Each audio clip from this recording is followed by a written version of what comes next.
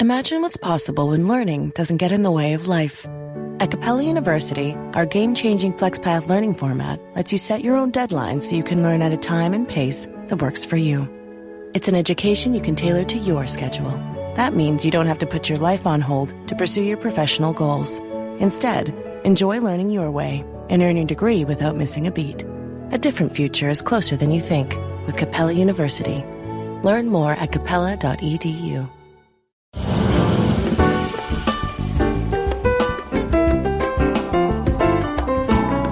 Welcome to I Don't Need an Acting Class with Milton Justice.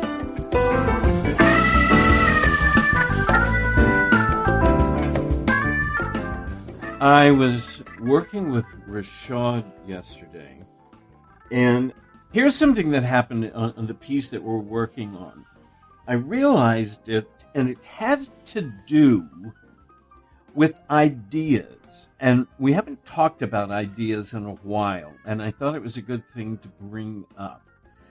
The idea that Rashad was having to deal with was the closing of a factory, and someone who was saying, and in the improvisation he was doing as he was talking it out, had to do with, I could lose everything. And what hit me about it is, if we want to do these huge plays, if we want to do this big work, we've got to slow down and really understand what we mean when we say something. And something that feels like I could lose everything for Rashad, who's 21, 22. I mean, it's like the concept of losing everything is not something that he would know about. So it doesn't mean he can't play it. It means he has to figure out, what does that mean? What does it mean for someone to lose everything? And that's when you really have to understand that you can go shopping. I do believe in the hands of the right actor, we can play anything. But we can never throw anything away. We can never just say, oh yes, this is a character who could lose everything, without really settling in and saying, so what does that mean? And I think maybe that's one of the things that we always have to keep doing, is saying, so what does that mean? Everybody in this group is in script analysis, and obviously the work we're doing in script analysis is trying to look at a play, and the one we're working on at the moment, Loose Ends, and just the idea, the reason we haven't gotten to the text particularly, is just trying to figure out, what does it mean to be a woman who is making a choice about her future? And none of these are issues that we really think about. And I think the difference is, as actors, we must. I think as actors, we have to eventually save the world, because other things aren't. Our understanding of material and our understanding of life should be what affects people. Yes, Kara Hope. Would you say that along with that, we're like losing a sense of empathy? Like along with the things, we're like, as a society, just losing empathy for one another? I mean, don't you find yourself just kind of like beaten to death so that you suddenly it's like you cut off? Because what I've noticed, even like in the generation of actors and like mine, it's like, it's 4 emotions, that's it. There's literally no depth, there's no dynamic. It's like people are just turning off emotions and then just perceiving to play these things, and it's just like, I think we're just losing empathy for like anything and everything. Yeah, I think so. Yeah, Daniel. I saw a movie recently called Vengeance, which was written by, starring, and directed by B.J. Novak. And the theme was about how everything in our society has lost meaning because everybody applies their own meaning to everything.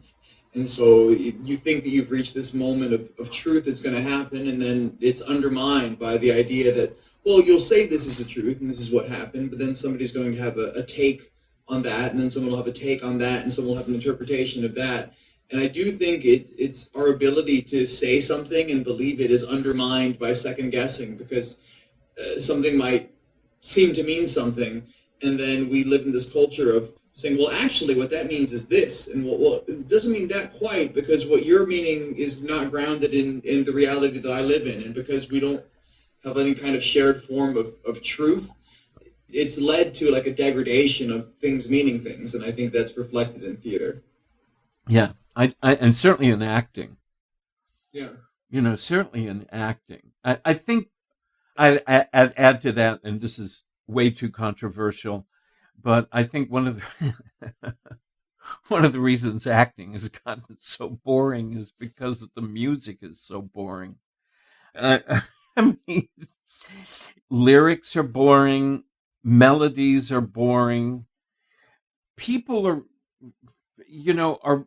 moving into this kind of like state of, I don't know, what is that? That just the state of no dynamics. It's like repetition. Goes in the machine and just gets spit out the same exact thing. Yeah. I mean, now that we can write music on GarageBand, and so you say, oh, put in a rhythm. I mean, nobody had a rhythm. I mean, God forbid. I think Daniel is our only musical theater dude. And the musical that I coached him on, I mean, he made the music work. And I also can't get it out of my head.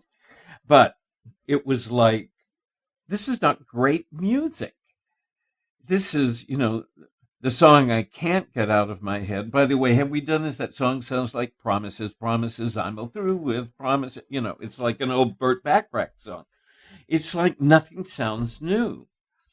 There was a pre-Broadway tryout that opened in Chicago of a musical of The Devil Wears Prada. And so the review in the New York Times, which was very tepid, it was like all the dancers were standing and pointing up. And I thought to myself, my God, there's no choreography either. I mean, you're in trouble when that's the picture they put in the New York Times. We have all kind of accepted universally this kind of mediocreness. And I think a lot of it is because we've cut off emotionally. In musical theater, I feel uniquely qualified to comment on it, having just done a new show that I think is going to be on Broadway eventually. But there seems to be this like divide where people who love theater and critics at the New York Times like new and exciting and different things, and yet audiences for musical theater are kind of homogenous, and they like the musical theater sound, and they like a musical theater story. And so things that might, I'm speaking from personal experience, at the beginning of a rehearsal process seem unique and different and exciting, slowly get like shoved into a funnel to become the same as everything else. Because if it's, especially if the one I did was intellectual property, it was Robin Hood, the Robin Hood story. And so the more like homogenized it could become, the easier it would be for a tourist who is in New York to go, I want to see something that my kids will like. Oh, a Robin Hood story. And they'll Google, is it kid friendly? And then they'll go see it. And it's commercial. And I'm not even inherently anti-commercial. People have to make money, but it cheapens theater. And I think it cheapens particularly musical theater because that's the most attractive to tourists. Yeah, and it's interesting. Stella said, we used to call those boulevard dramas. And it was because, there were these wonderful plays with Ethel Barrymore, and nobody knew what she was talking about, but it was so wonderful watching her talk about them that you just fell in love with it. And then one day there were plays that meant something.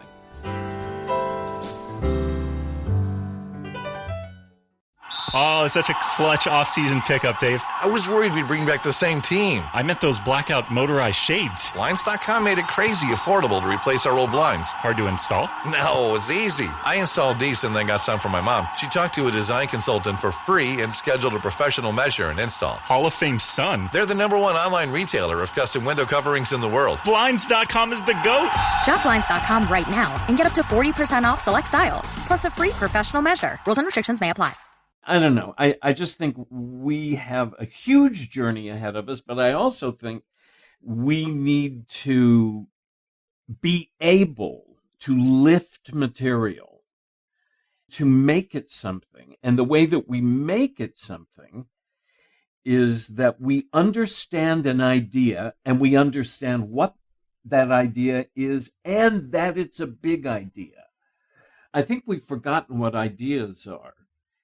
I mean, Rashad was absolutely shocked when I said to him, because it was very good. I mean, he did the whole improvisation. He paraphrased the whole monologue, and it showed absolute understanding of the material, but it did not show an understanding of what that idea was.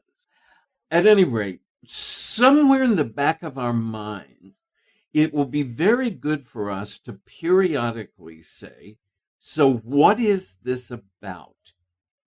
And try to figure out what it's about, what it means. I have a feeling I could type on a piece of paper, which means.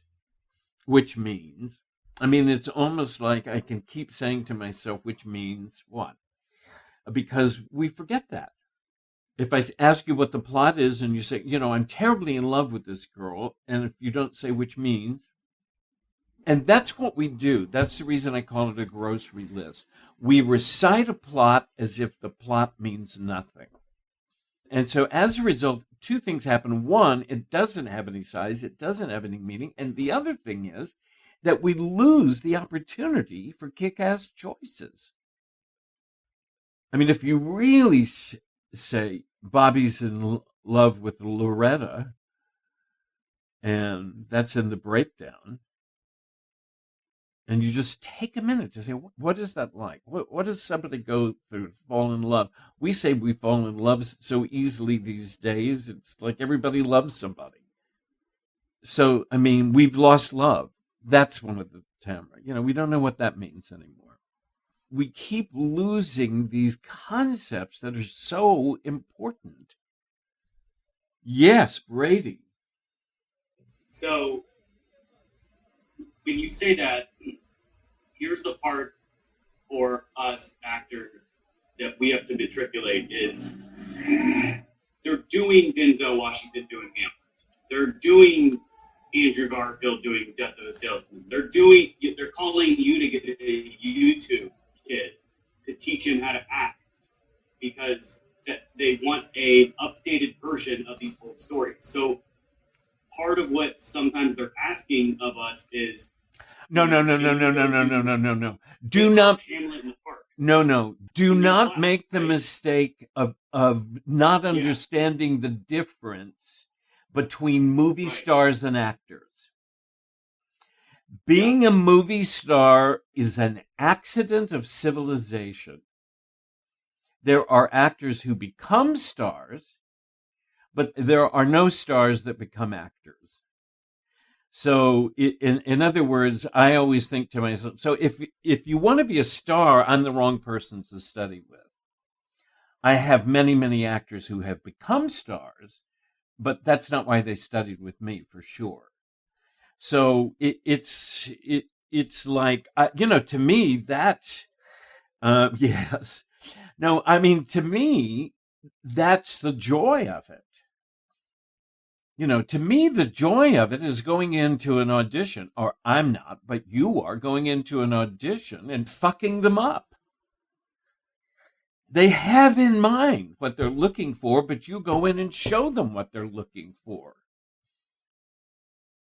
I mean, that's the thing. I mean, I have to tell you, my joke with JP when he auditioned we worked on Wednesday, he auditioned on Thursday, he got the part Thursday night and had a costume fitting on Friday. And so my joke with him was, well, clearly they've lost the actor they wanted. And so Chris Petrovsky's been penned so many times. He said, I know what they're doing. They're trying to get that kid, they're trying to get that kid from the Disney Channel. And if they don't get him, then they'll get me. Then they'll come to me. But it's like, you're fine with that. But listen, I mean, the issue is we keep growing. We keep learning. If Rashad's going to get this monologue, his understanding of a man who is going to lose everything he's fought to build will kill you. It's not a very good monologue. It's not a very well-written monologue. But the fact of the matter is, what it's about is huge. And that is what your job is. That is what your job is to bring to the table, that idea. And the joy of it is it will allow you to show them. I mean, you walk into an audition and they go, God, it hasn't happened very often to me when people have come into audition that I sat there and went, ooh, wow, damn. Who knew? But I think that's what you want to do.